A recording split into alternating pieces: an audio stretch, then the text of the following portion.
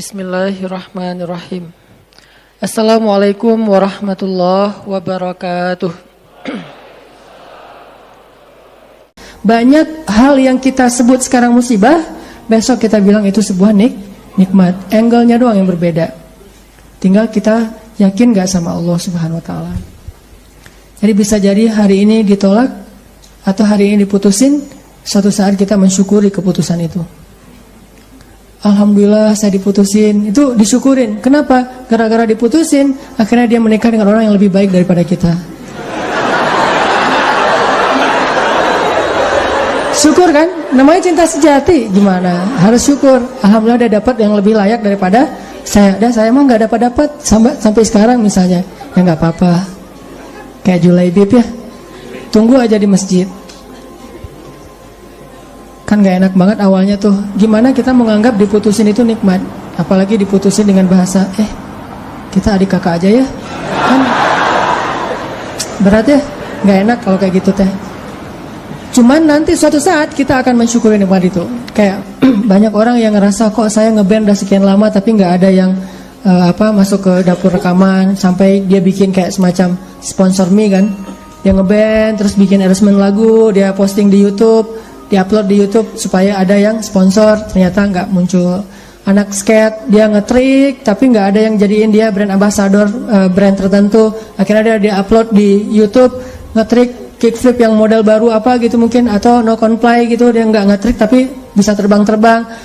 Berharap ada yang sponsor, ternyata belum. Apa yang hari ini kita anggap sesuatu yang kayak kekalahan,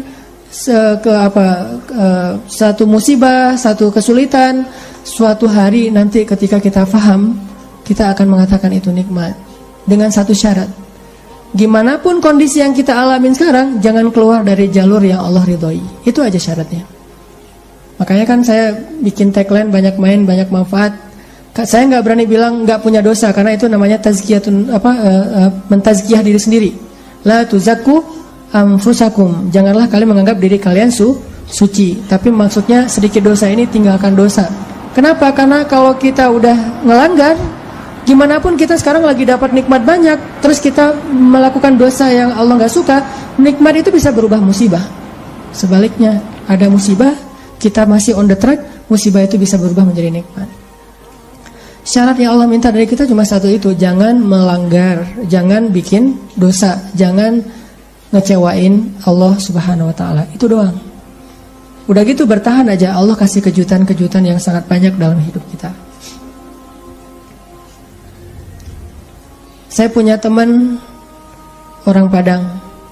Dia ikut tes akademi kepolisian.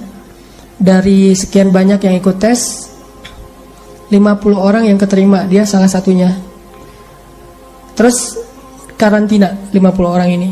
Tes ujian yang kedua, dari 50 orang ini cuman dia sendiri yang gagal. 49 orang tuh lulus tes kedua. Akhirnya dia pulang ke kampungnya dalam keadaan malu. Karena udah malu banget, dia hijrah ke Jakarta. Awalnya ke Bandung terus ke Jakarta. Di Jakarta alhamdulillah setelah sekitar 8 tahun dia bisa survive, bahkan sukses. Sekarang dia punya beberapa outlet di Tanah Abang, punya pabrik di Bogor, dan punya omset sebulan itu gak kurang dari 1M, dengan keuntungan kurang lebih 40%. Jadi 400 juta lah profit bersihnya sebulan. Kalau lagi lebaran atau Ramadan itu bisa 3 kali lipat. Nah pas sudah sukses dia haji. Ternyata di kampung itu dialah orang pertama yang haji di kampung dia tuh. Dan di kampung itu dikenal dia sebagai anak yang paling nakal, yang kayaknya gak ada harapan jadi orang baik. Ternyata yang pertama haji. Udah gitu dia pulang, sesekali dia pernah pulang ketemu sama temennya yang 49 orang itu. Salah satunya udah jadi salah satu pejabat di kepolisian. Dia ngobrol-ngobrol, ditanya mana yang 48 lagi. Dia bilang, kamu gak tahu kabar mereka? Kabar apa? Tahun 2004 mereka ditugaskan di Brimob Aceh, di Banda Aceh. Asrama Brimob Banda Aceh itu dekat dengan laut. Terjadi musibah tsunami, satu asrama Brimob itu habis semua, dan 48 mereka itu meninggal dalam musibah tsunami. Baru dia sadar, Masya Allah, Allah punya rencana. Semuanya di dalam aturan Allah Subhanahu wa ta'ala. Sehingga dia akhirnya mensyukuri kegagalan dia dulu di tes kepolisian. Walaupun yang lulus juga baik, yang gagal juga baik. Jadi ini bukan soal buruknya, tapi soal antara satu kebaikan dengan kebaikan yang lain. Yang lulus baik, yang ternyata nggak lulus juga, Allah simpan kebaikan dengan cara yang lain.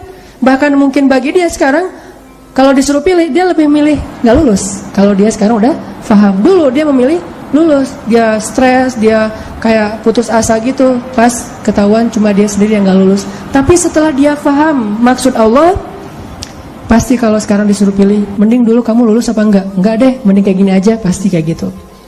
Jadi kita butuh waktu untuk mengerti teman-teman tentang maunya Allah itu apa. Sama kayak sekarang, kita butuh waktu untuk mengerti kenapa di usia segini masih sendiri. Butuh waktu untuk mengerti. Mungkin Allah emang lagi mempersiapkan calon imam kita yang ideal banget. Nah, untuk mendapatkan seseorang yang ideal itu kan butuh waktu.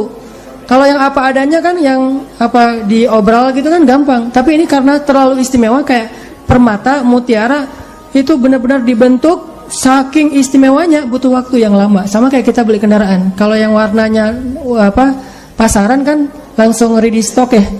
Tapi kalau yang warnanya paling unik sendiri kan inden kan.